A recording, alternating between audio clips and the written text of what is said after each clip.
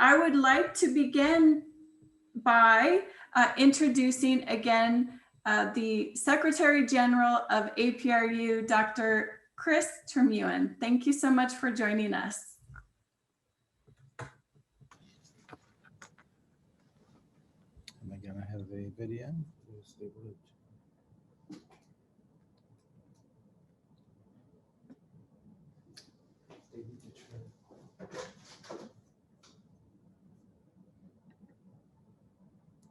Hello, everybody, and good good day to all of you. Wonderful to have the second day of the conference hosted by Fudan University. We're most grateful to them.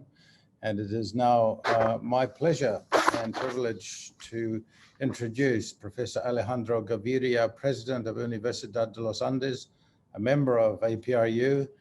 And Professor Gaviria is former Minister of Health and Social Protection in Colombia. After serving as Dean of the School of Economics for 6 years, he was Colombia's Minister of Health and Social Protection from 2012 until 2018. And after this, he returned to the campus as Director of the Center for Sustainable Development Goals for Latin America. And then he was elected President of the university in August 2019.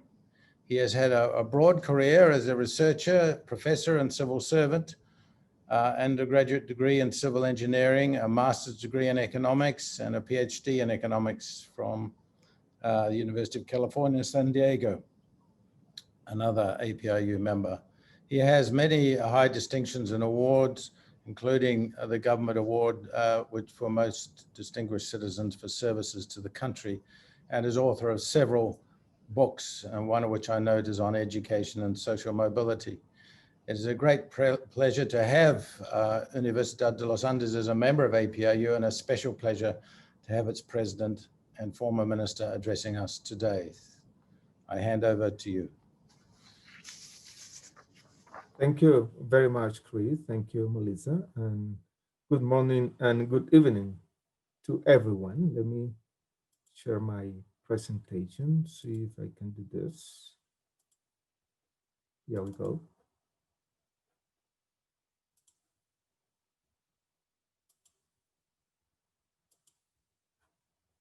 Okay. It's a privilege for me to share my views about the challenges faced by developing countries in particular in their path to universal health coverage. I strongly believe that the access to healthcare is a human right. However, I also believe that this principle, that enunciating this principle is not enough, does not settle everything. We also need good public policies. We cannot avoid difficult, even tragic trade-offs. I'm not a physician, I'm not a public health professional, I am an economist who has devoted a good part of his life to social research, to study socioeconomic development, the poverty traps, the main underlying causes of inequality, the paradoxes of social mobility, as well as the link between social conditions and violent crime. In sum, I spent some years of my life studying what epidemiologists refer to as the social determinants of health. I was appointed Minister of Health of Colombia in 2012. I was minister for 6 years, from 2012 to 2018, a long time indeed. I had the humbling opportunity to try to implement all that I had recommended as an academic. Policymaking is an exercise in frustration many times. You learn too soon that your powers are limited, that social change is complex, and therefore you had better find some pockets of possibility. In my 5th year as minister, I was diagnosed with cancer, an aggressive non-Hodgkin lymphoma. Life has its ironic surprises. I didn't resign. I became an example to many patients. I wrote a book about my experience, about the strange privilege of being Minister of Health and cancer patient at the same time. I lived too many years surrounded by doctors, nurses, and public health professionals. My views have been shaped in many ways by these interactions. My views that I'm going to share with you this day are based not only on empirical knowledge, they also incorporate some personal emotions: love, gratitude, fear, and hope.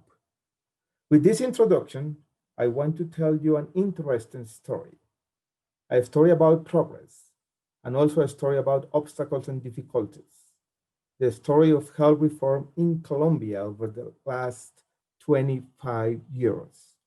In 1993, Colombia reformed its healthcare system to ensure financial protection and equitable access for the whole population. These reforms substantially increased the amount of public money devoted to healthcare and mobilized private resources. The reform was successful in many ways. In 1993, 30% of Colombians from the poorest field of the population reported no access to healthcare in case of serious illness. 20 years later, this percentage has fallen to 3%, 30% versus 3%. Today, more than 20 million people, half the population of the country, receive fully subsidized health insurance from the state. The reform reduced out-of-pocket expenses in Colombia more than in any other country in Latin America, as you can see in this graph. You can see the evolution of out-of-pocket expenditures as percentage of total expenditures in Colombia and in Latin America as a whole. But success is fragile, always precarious.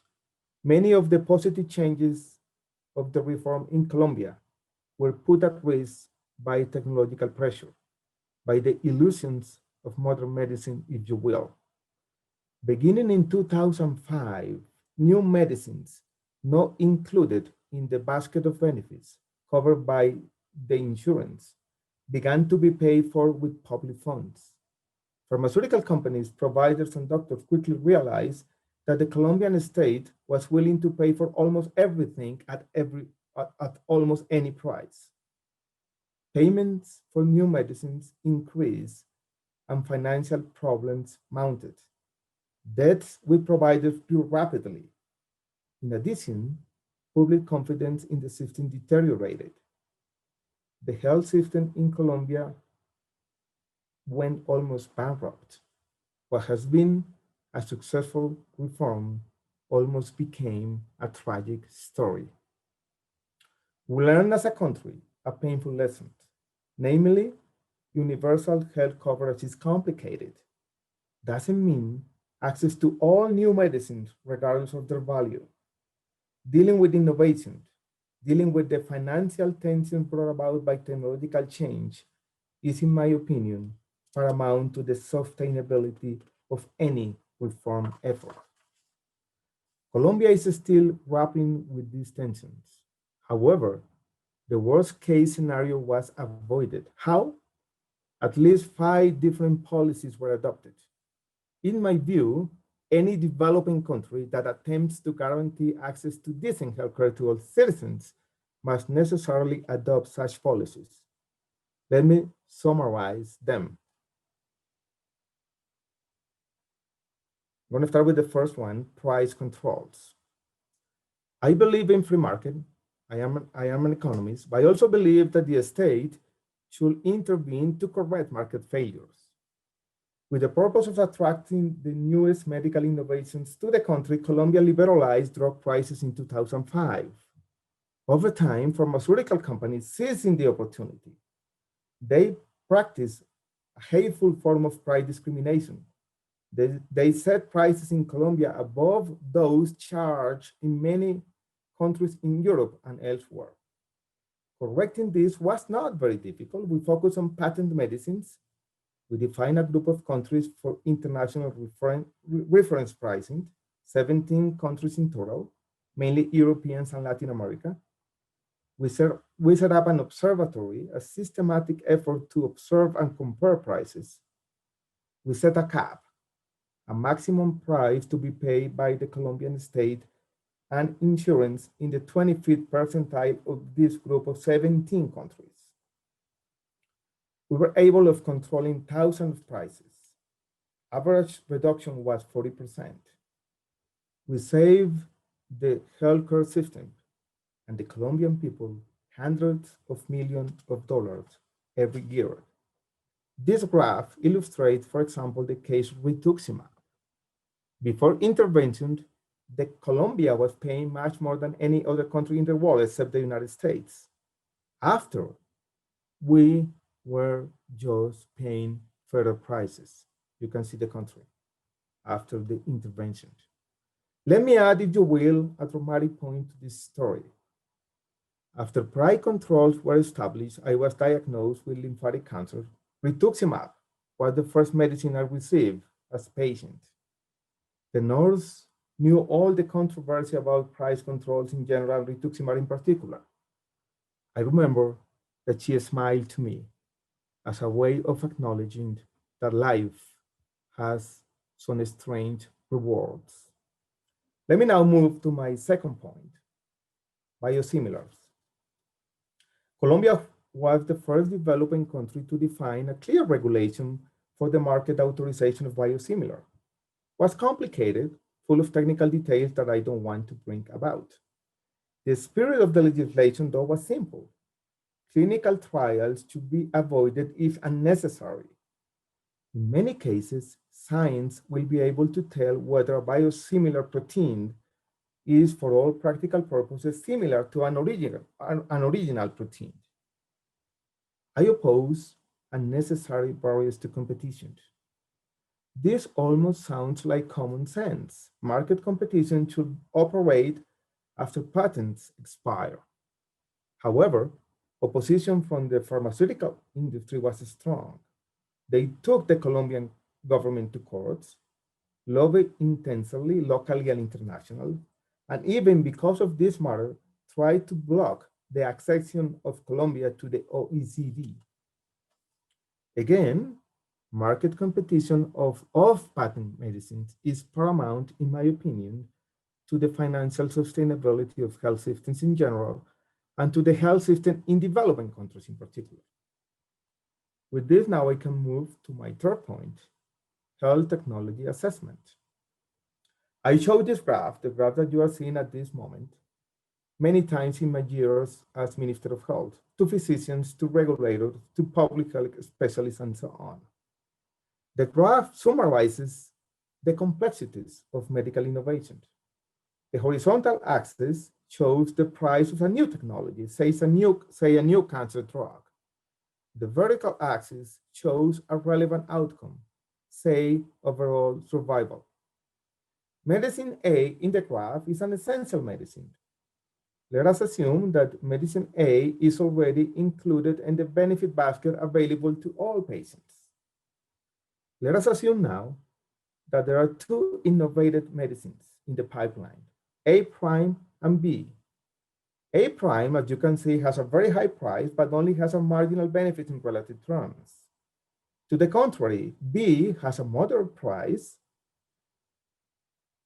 but is very, very effective in comparison to the available alternative.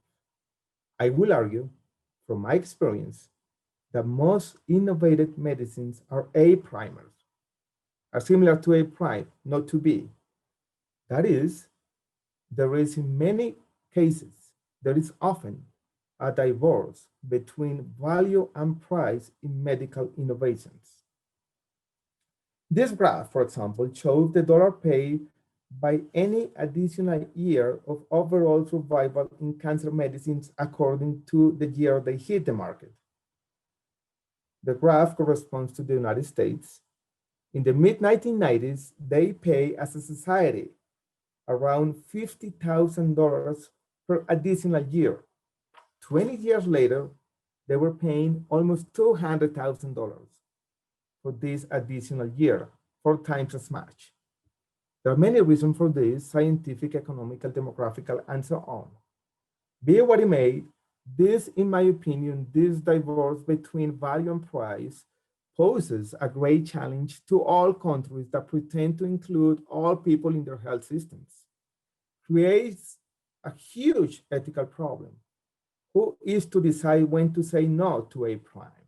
physicians, insurance, a centralized committee. In today's media-driven democracies, these decisions are almost impossible, very, very difficult to make. There is a tension, in my opinion, between individual and collective rights. Utilitarian arguments are not possible, are not accepted by the public. But not all technologies can be included. Paying for everything is certainly impossible. This complexity is overwhelming. All Ministers of Health have to deal with this. Health technology assessment offers a partial solution to this problem, gives all decision makers valuable information. In particular, gives the state some discerning capacity and facilitates the complex bioethical conversations between patients, insurance, regulators, and providers. We created in Colombia a new Institute for Health Technology Assessment, were received with indifference and even apprehension by many specialists. But over time, it proved fundamental to guide the necessary ethical debates. The medical community in Colombia is now more aware of the problematic nature of these A-primers. Technological innovation is key in medicine. However, technological pressure can be quite destructive. Not all new technologies are valuable, and older technologies are often better clinically and financially. This commonsensical idea is key, in my opinion, to ensuring the financial sustainability of health systems. With this in mind, let me move to my 4th point. The pandemic has revealed in a tragic way, if you will, the devastating consequences of diabetes and other health conditions. This explains in part the worst outcome in terms of deaths and complications in some Latin American countries and some communities. The prevalence of diabetes and heart disease is rapidly increasing in developing countries, threatening the sustainability of health systems and worsening the health outcomes of vulnerable groups. These are complicated problems indeed. No single measure will be sufficient, but tobacco and soda taxes are a key instrument. Evidence abounds, in my opinion, as to its positive effects. Health taxes not only change pecuniary incentives, they also facilitate the public debate and the communication of risks. The political economy is complicated though. Industry lobby is insidious and difficult to counter. In Colombia, for example, an attempt to implement a soda tax was disrupted from the beginning after a media campaign was mastered by economic groups and media giants. In Mexico and Chile, on the other hand, successful politics have been put into practice with encouraging results. Let me now move to my last point, the necessary emphasis on public health. I want to emphasize the importance of public health and primary health services, an obvious point in the midst of this pandemic.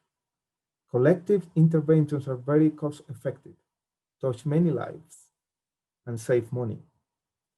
It's worth stressing that the United States, that spends 3 times more money per capita on health than a typical European country, has seen life expectancy drop several years in a row.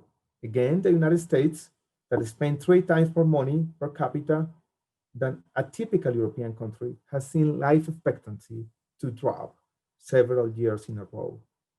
This was before the pandemic. This paradoxical result has to do in part with the abandonment of public health, as well with economic injustices. Universal health coverage and public health go hand in hand. The former needs the latter.